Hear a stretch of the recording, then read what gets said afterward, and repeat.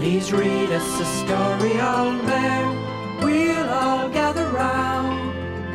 Dear old bear, sit in your favorite chair. We'll sit all around, dear old bear.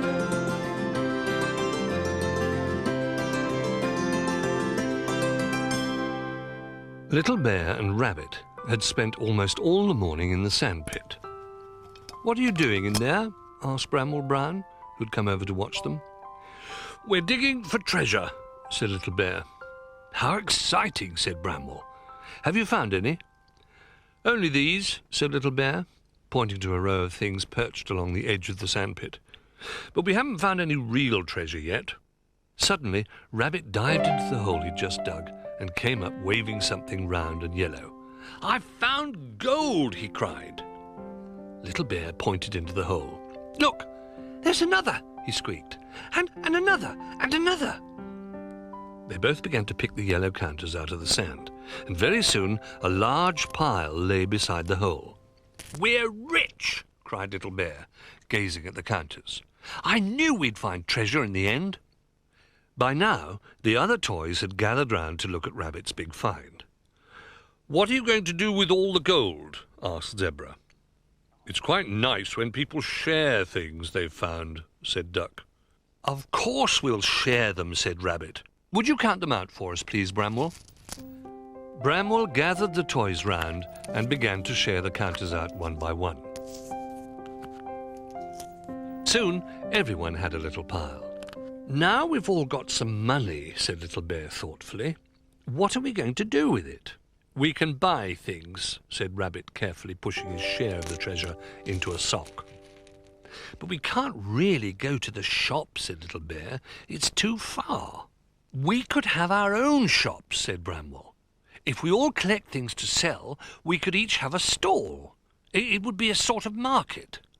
"Oh, yes," said Little Bear. "I'm going to have a toy stall all by myself."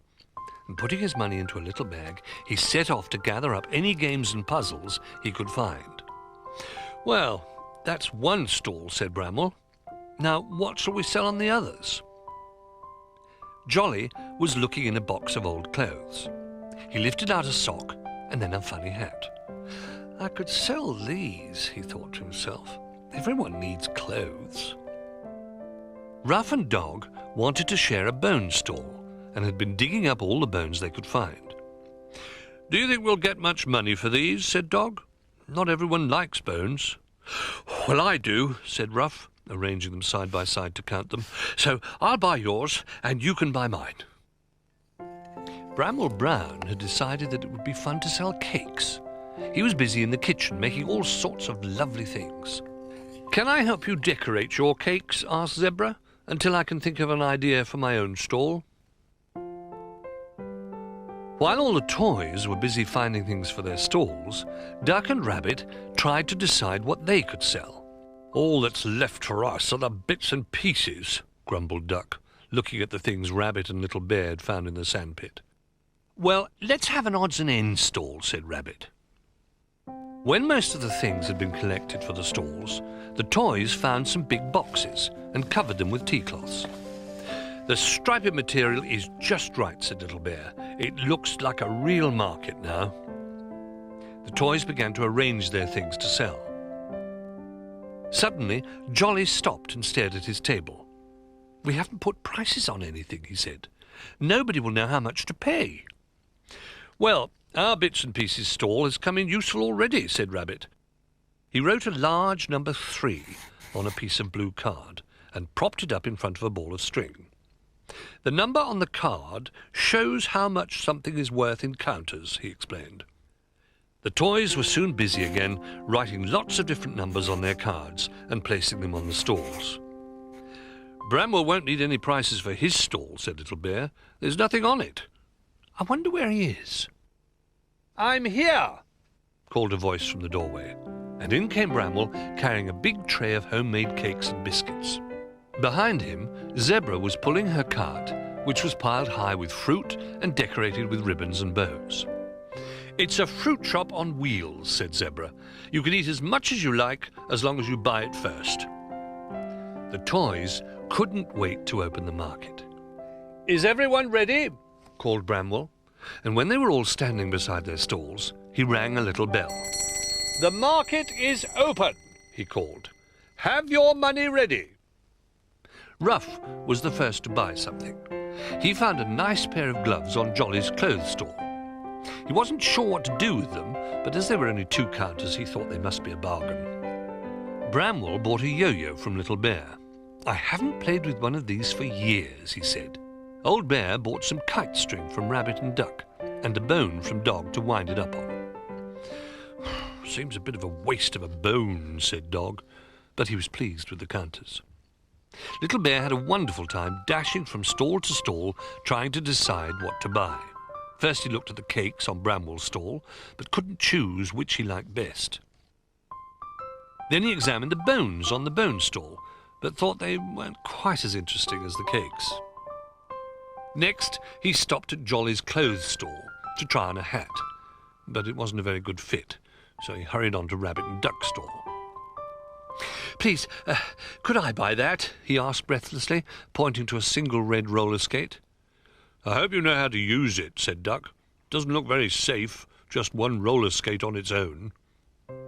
Zebra had several toys waiting at her mobile stall. "Don't sell all the fruit," called Little Bear, whizzing past on his skate. "I haven't bought any yet." "You'll have to hurry," said Zebra. "There isn't much left." But Little Bear hurried a bit too much. He skated past the bone stall, just missed the clothes stall, and landed headfirst in Zebra's cart. "Oh dear," said Bramwell, pulling Little Bear out by his trousers. "That's not the way to go shopping. You mustn't jump the queue." "I didn't mean to," said Little Bear, peeling a grape off his nose. "How much is this?" "You can have that one for nothing," said Zebra. "But you'd better buy the ones that were underneath you. I don't think anyone else will." Soon there wasn't much left to buy on any of the stalls, except Rabbit and Duck's. "We've still got nearly all our odds and ends to sell," said Duck. "Nobody seems to want them." But just then, Old Bear came in with a big shopping basket and marched straight up to their stall. "Do you have any containers?" he asked. "Of course we do," said Rabbit. "A bucket.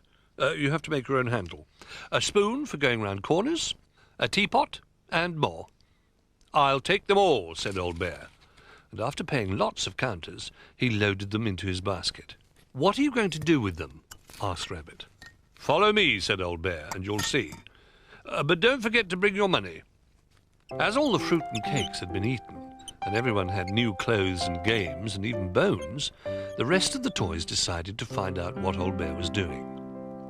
When they found him, he was sitting down on the floor. Not far away, standing in a row, were all the containers he'd bought from Rabbit and Duck. "Are you having another shop?" asked Little Bear. "No," said Old Bear. "It's a game, but you will need all your money to play." "Sounds like a very expensive game," said Duck. "Not really," said Old Bear. "Now wait and see." Collecting some of the counters, he spread them out on the floor. "What are you going to do with our treasure?" asked Little Bear anxiously. Old Bear smiled.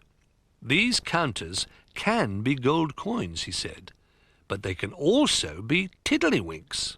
"Tiddly what?" asked Little Bear. "Winks," replied Old Bear. "Now watch carefully." Taking one of the tiddlywinks, he pressed it on the edge of another.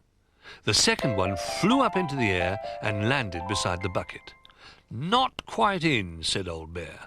"Oh, please, can I have a go?" squeaked Little Bear. Grasping his tiddlywink with both paws, he pressed it down hard. The underneath one flew across the room and landed, bing, right inside the teapot. "Well done!" cried the other toys. "You did it first time." Little Bear felt very proud. Soon they were all playing tiddlywinks. Counters flew this way and that, landing in a half ball in the teapot and bouncing out of the spoon and into the bucket. "Tiddlywinks are even more fun than money," said Little Bear, "because I don't think you could buy a better game than this."